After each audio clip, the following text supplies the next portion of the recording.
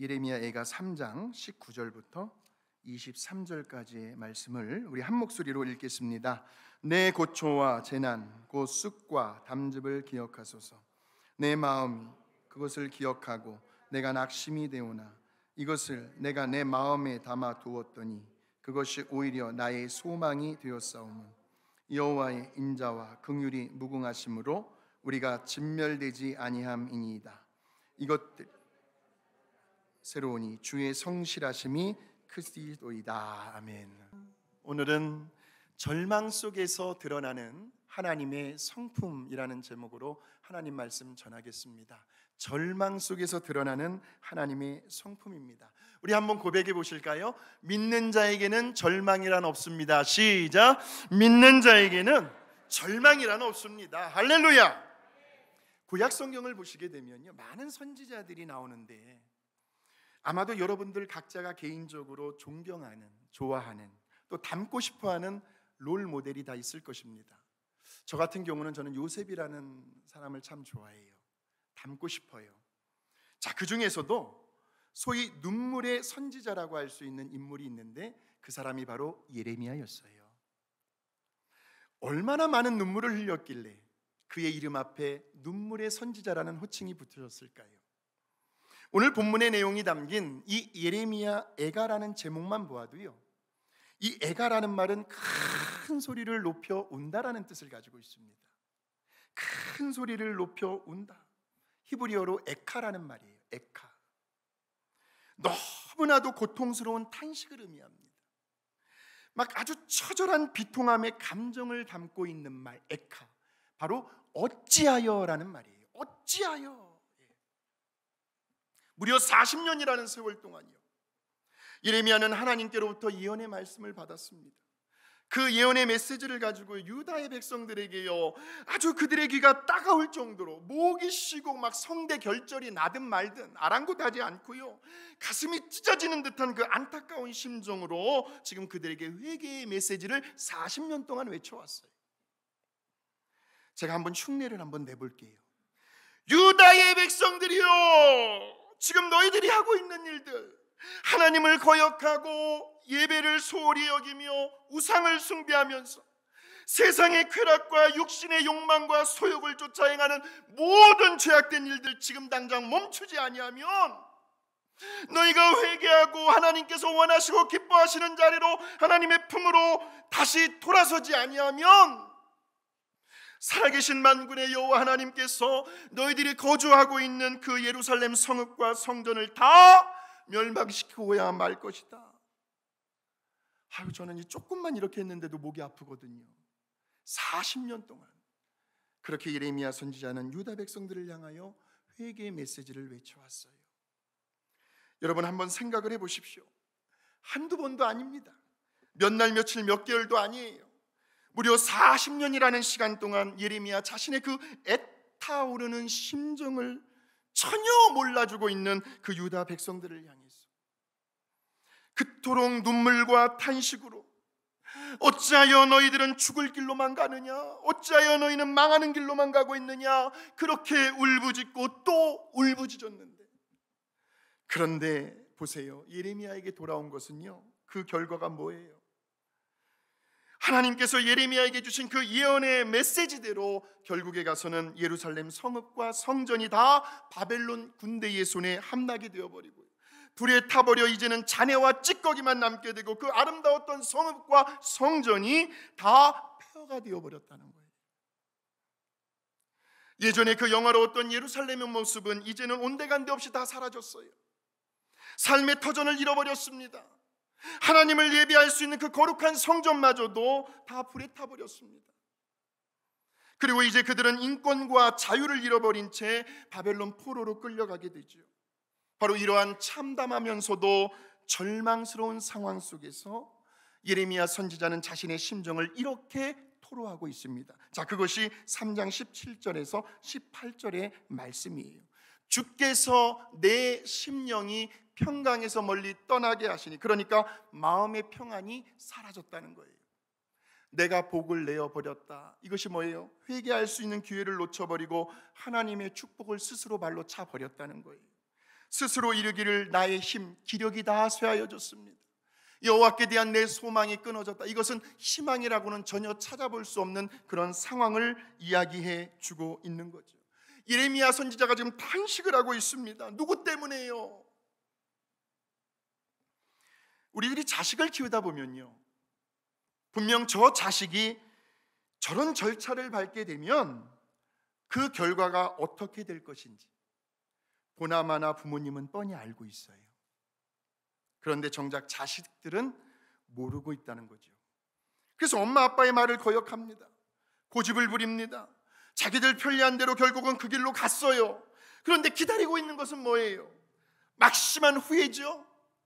심한 고통과 고난이 찾아왔을 때, 그때 그 상황을 옆에서 지켜보고 있던 그 부모의 심정이요, 그 엄마 아빠의 그 마음이요, 지금 이스라엘 백성들을 향한 예레미야의 심정이 그렇다는 거예요. 그래서 예레미야는 한없이 울어요. 자, 그것이 1장 16절에 나옵니다. 우리 같이 한번 읽어보실까요? 시작. 이로 말미암아 내가 우니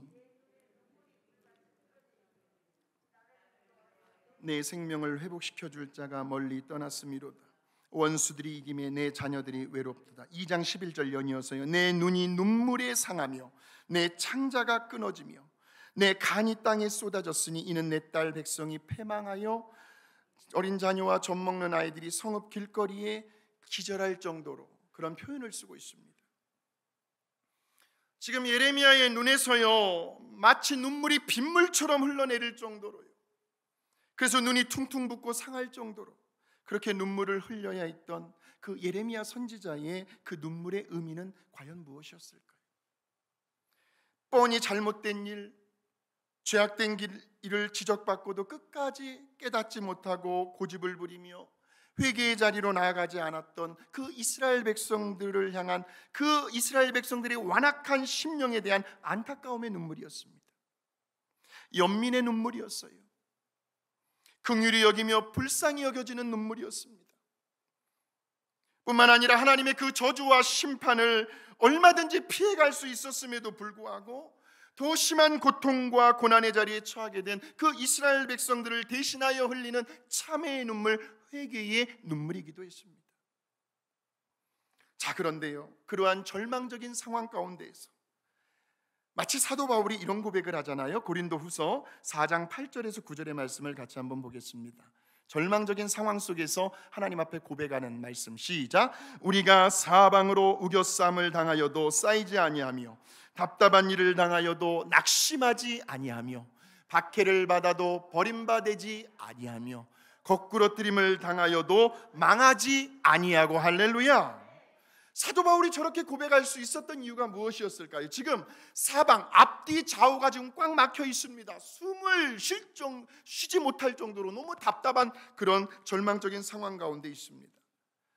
그런데 사도 바울에게 있어서, 예레미야 선지자에게 있어서, 오늘 저와 여러분에게 있어서 우리들의 유일한 소망이 무엇일까요? 그것은 바로 위는, 하늘은 열려 있기 때문에 그렇습니다. 아무리 앞뒤 좌우가 막혀 있는 상황에서도요, 빠져나갈 길이 없습니다. 그러나 언제나 변함없이 하늘은 뻥 뚫려 있기 때문에 항상 하늘은 열려 있습니다. 그래서 언제나 우리의 시선은 위를 바라볼 수 있어야 한다는 말씀입니다. 어떠한 상황 속에서도 저와 여러분의 믿음의 시선이 하늘을 향해 가 있게 되시기를 주의 이름으로 축원합니다. 우리 한번 찬양으로 고백해 보실까요? 괴로울 때 주님의 얼굴 보라, 평화의 주님 바라보아라. 세상에서 시달린 친구들아, 위로의 주님 바라보아라. 힘이 없고 내 마음 연약할 때 능력의 주님 바라보아라. 주의 이름 부르는 모든 자, 주님께서 힘주시고 늘 지켜주시리. 위를 바라보십시오. 눈을 들어 주를 보라. 내 모든 염려 주께 맡겨라. 슬플 때에 주님의 얼굴 보라.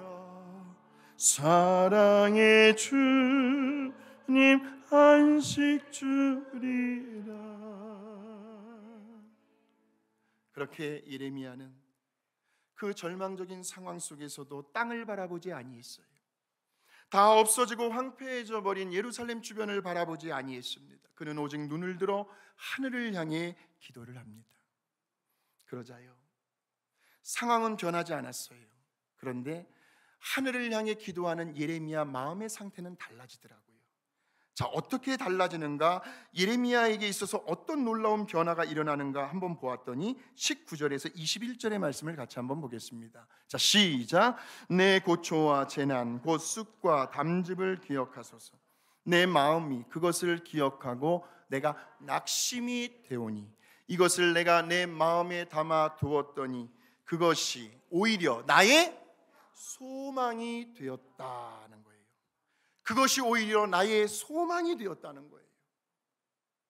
지금 예레미야의 마음의 상태가 완전히 달라지고 있습니다. 바뀌어지고 있습니다. 무엇을 통해서요? 위를 바라보고 하늘을 향해 기도함으로 인하여. 혹시라도 이 자리에요, 아니 유튜브 설교 영상을 집에서 보게 될 그 성도님들까지도, 그 사람들까지도 보세요, 내 문제 때문이 아니었어요. 지금 당장 내 눈앞에 펼쳐지고 있는 그 암울하면서도 절망적인 현실의 어려움 때문도 아니었습니다. 내 자신의 아픔과 고통이 아니었어요. 다른 누군가를 위해서요. 그 대상이 아직도 성숙하지 못해요. 아직도 좀 믿음이 연약해요. 아직도 뭔가 부족함이 많아요. 그럼에도 불구하고 그 누군가를 위해서 안타까워하며 불쌍히 여기는 마음으로 애절하게 그 영혼을 위하여 중보 기도하고 있는 분이 이 자리에 계시다면, 그것이 개인이든 가정이든 직장이든 사업장이든 교회이든 나라이든지 간에 정말 중요한 것은요, 지금 내 눈앞에 보이는 현실이 다가 아니라는 말씀이에요. 만일 그 현실만 보게 된다면 당장 변하지 않는 그 현실의 상황 때문에 저와 여러분은 좌절할 수밖에 없습니다. 낙심할 수밖에 없습니다. 실망할 수밖에 없습니다. 다 내려놓고 어디론가 멀리 떠나보고 싶은 마음밖에 없습니다. 절망할 수밖에 없습니다. 그러나 그 현실의 문제를 가지고, 그 절망적인 상황을 가지고 우리들이 위를 바라보고 하늘을 향해 기도를 하다 보면 우리도 모르는 사이에 우리의 생각 속에, 마음 속에 앞으로 되어질 어떤 실상이 그려지게 되는데, 믿음은 바라는 것들의 실상이요 보이지 않는 것들의 증거라고 했는데, 우리의 마음 가운데 어떤 믿음의 부유함이 생기게 된다는 거예요. 믿음이 생겨난다는 거예요. 하나님의 선하심과 주권을 절대적으로 신뢰하게 됩니다. 아까 우리 장로님 기도해 주셨어요. 뭔가 하나님의 뜻이 있겠지. 하나님 앞에 더 겸손히 엎드리며 회개하며 나아가야 할 이때가 아닌가.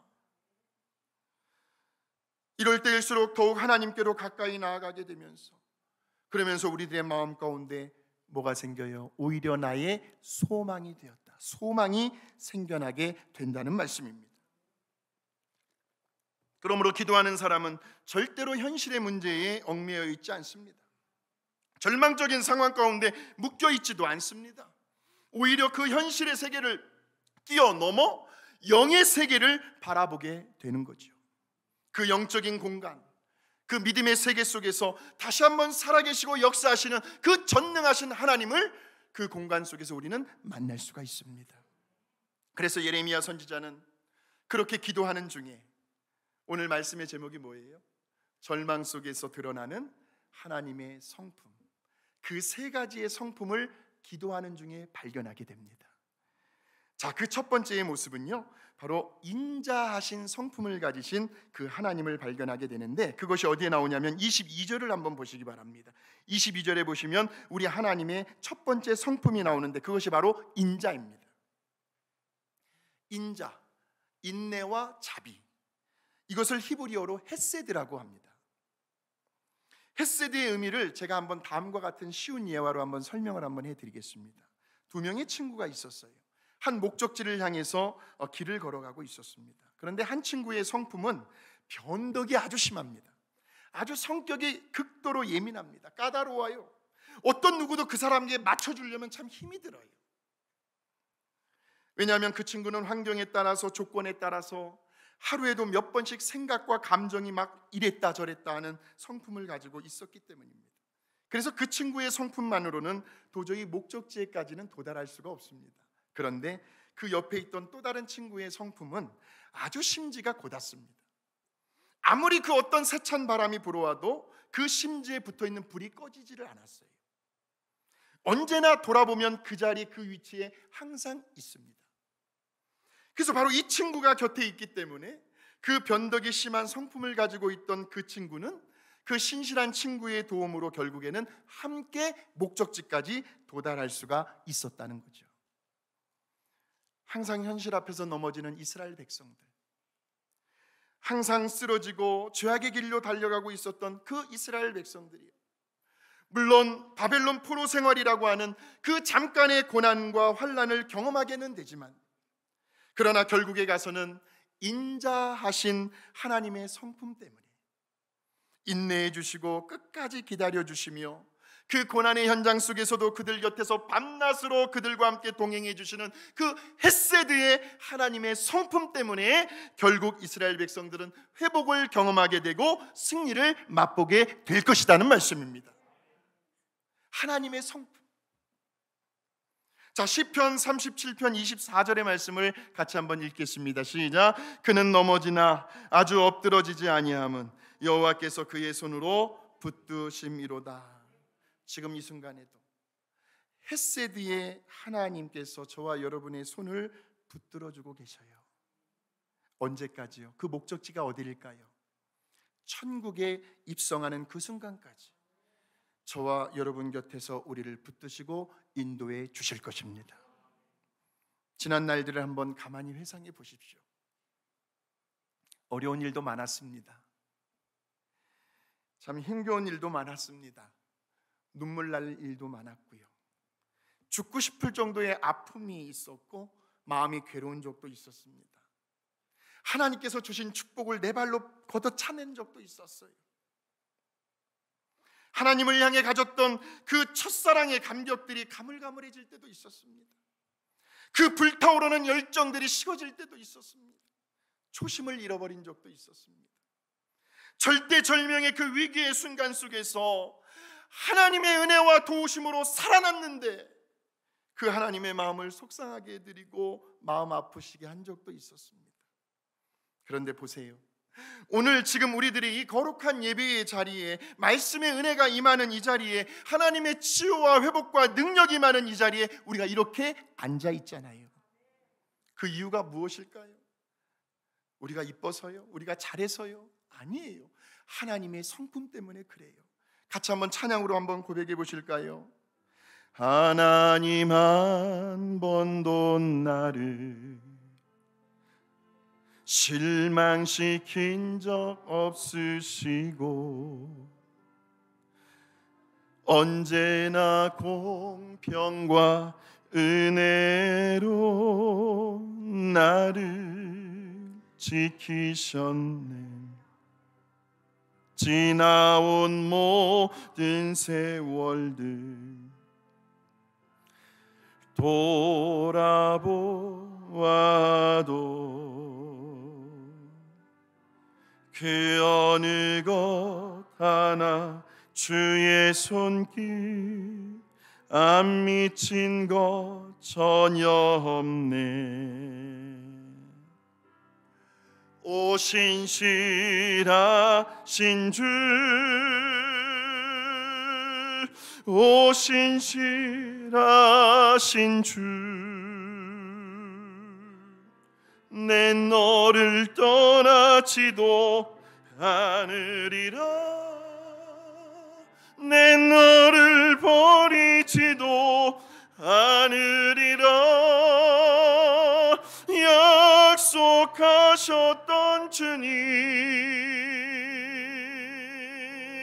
그 약속을 지키사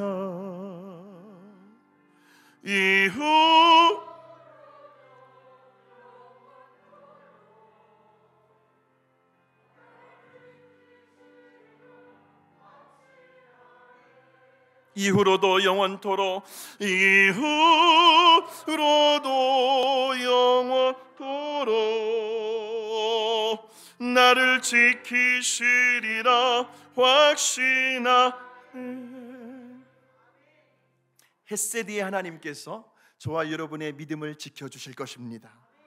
그 헷세드의 우리 하나님과 함께 천국이라는 목적지까지 무사히 도달하셔서 그 인자하신 하나님의 성품을 마음껏 찬양하시며 존귀와 영광을 올려드리게 되는 저와 여러분이 되시기를 주님의 이름으로 축복합니다.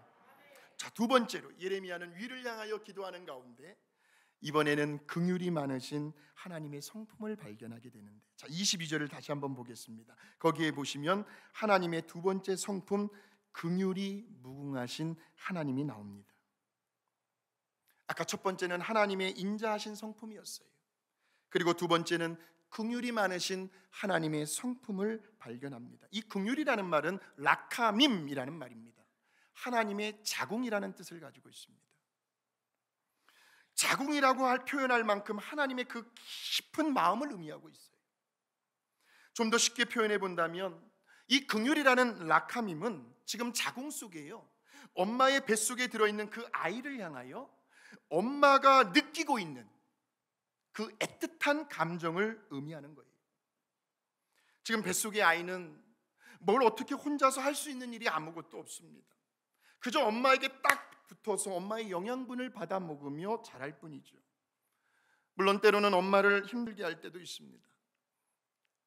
엄마를 입덧하게 만들기도 하고요, 엄마의 영양분을 막 쭉쭉 빨아들여 가지고 엄마가 금세 배고픔을 느끼게 만들기도 합니다. 그런 뱃속의 아이에게, 얘야, 너 도대체 왜 그러니? 왜 그렇게 엄마를 못 살게 굴어? 너 가만히 있지 않으면 엄마한테 혼난다. 너 태어나지 못하게 할 거야. 이렇게 남으라고 하는 엄마가 있을까요? 오히려 그 뱃속에 있는 아이를 향해서 엄마가 눈치를 봅니다. 엄마가 더 조심을 해요.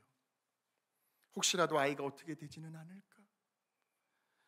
혹시라도 영양분이 모자라면 어떻게 하지? 그러면서 뱃속의 아이에게 태교를 한다고 하면서 아주 좋은 것만 먹어요. 좋은 음악만 듣습니다. 좋은 책을 읽어주고 좋은 이야기를 해줍니다. 누가 보면 저 엄마 혼자서 뭐 이렇게 쭝얼쭝얼거려? 아니에요. 뱃속의 아이하고 사랑스러운 대화를 하고 있는 거예요. 이것이 바로 라카밈이라고 하는 긍휼이 많으신 하나님의 마음, 그분의 성품이라는 거죠. 물론 유다 백성들이요, 그들이 행한 잘못과 죄악 때문에 그럼에도 불구하고 예레미야 선지자를 통해서 회개의 기회를 주었건만 그들은 끝내 고집대로 나아갔습니다. 그래서 하나님께로부터 징계를 받고 있었어요. 바벨론 포로 생활 얼마 동안이요? 70년 동안. 하나님을 예비할 그 거룩한 성전이 다 파괴가 되었고요, 하나님의 선민으로서 복의 근원이 되어야 할 그 유다 백성들이 지금 인권과 자유를 잃어버린 채 포로민의 신세가 되었다는 겁니다. 이러한 현실과 사실을 예레미야 선지자도 인정하고 있더라고요. 3장 1절의 말씀입니다. 여호와의 분노의 매로 말미암아 고난 당한 자는 나로다. 기도를 통해서 위를 향하여 하나님을 묵상하면서 하나님께서 왜 이런 징계를 내리셨는지, 도대체 그 원인이 어디에 있는지, 그렇게 징계를 내리실 수밖에 없었던 그 하나님의 심정을, 그 깊은 마음을 아주 절실히 느끼고 있었다는 거죠. 그것이 어디에 나오냐면 32절과 33절을 같이 한번 읽어보겠습니다. 그가 비록 근심하게 하시나 그의 풍부한 인자하심에 따라 긍휼히 여기실 것입니다. 주께서 인생으로 고생하게 하시며 근심하게 하심은 뭐가 아니라고요? 하나님의 본심이 아니래요. 물론 하나님께서 유다 백성들의 그 죄악 때문에 그들을 근심할 수밖에 없는 그 고통의 자리에, 그 절망의 자리에 두시기는 했지만, 그러나 그것이 하나님의 본래의 마음, 본심은 아니었다는 겁니다. 그러면 하나님의 본심은 무엇이었을까요? 이스라엘 백성들, 너희들이 그런 징계를 받지 않고도, 그런 고생을 하지 않고도, 그런 뼈아픈 눈물을 흘리며 아픔과 고통을 겪지 않고도 예레미야 선지자가 회개의 메시지를 전했을 때에 너희들이 빨리 깨닫고 뉘우치며 나에게로 돌아왔으면, 그래서 다시 하나님을 경외하고 사랑하고 섬기며 예배드리는 그 모습으로 원래 자리로 돌아오는 그것이 바로 하나님의 본심이었다는 말씀이에요. 본의 아니게 자식에게 손찌검을 했어요. 물론 자식 잘 되라고 사랑의 채찍을 든 거예요. 그런데 그렇게 자식에게 매를 들어놓고 마음이 편한 부모가 어디에 있습니까? 이것이 바로 긍휼의 마음, 유다 백성들을 향한 하나님 아버지의 마음이었다는 거예요. 사랑하는 성도 여러분, 혹시라도 오늘 저와 여러분의 현실, 그 삶의 자리가 아픔이 있습니까? 괴로움이 있으십니까? 마음에 무거운 고통이 짐이 있으십니까? 근심과 걱정과 염려되는 일이 있으십니까?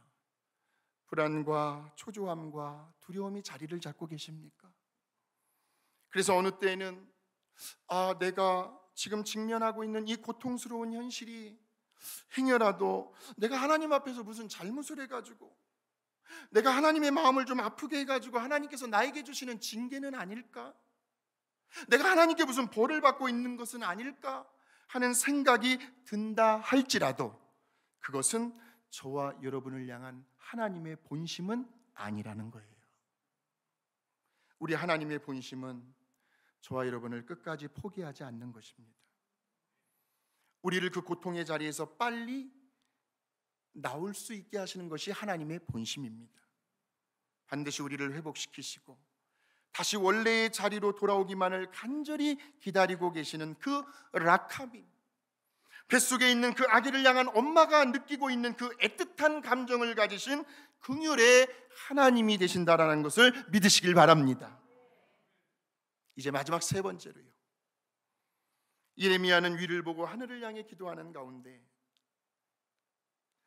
그러한 하나님의 인자하신 성품과 하나님의 긍휼하신 성품이 단 한 번에 끝나는 것이 아니라 앞으로도 계속해서 지속적으로 이루어질 것이라고 하는 그 하나님의 성실하신 성품을 발견하게 되는데, 그것이 23절을 한번 보실까요? 23절 시작.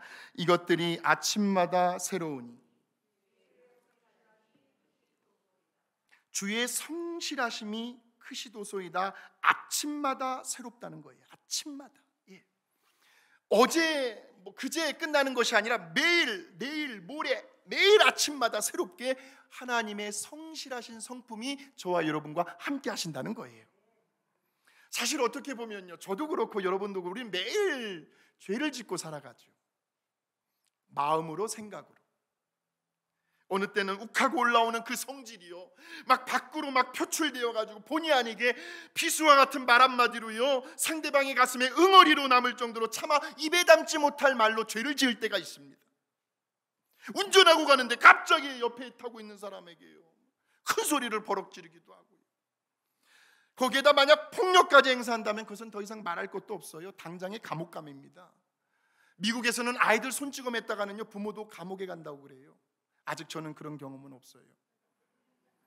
근데 만일 그 죄의 대가를 반드시 치르게 하는 그 공의의 하나님만 계시다고 한다면 이 세상에 목숨이 10개라도 살아남는 사람이 있을까요? 아무도 없어요. 그런데 보세요, 어제까지도 죄를 지었어요. 하나님 앞에서 부끄러운 모습을 보일 때도 참 많았어요. 그런데 오늘 이렇게 버젓이 우리가 살아가잖아요. 하나님이 안 계셔서 그런가요? 바로 하나님의 성품 때문에 그래요.